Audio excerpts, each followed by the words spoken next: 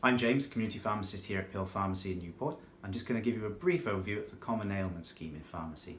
The Common Ailment Scheme sounds complicated, but it's really simple. It's a scheme where you can come in and you can see the pharmacist here for a range of minor ailments that you may normally go to the doctor for, or some of you may even search online.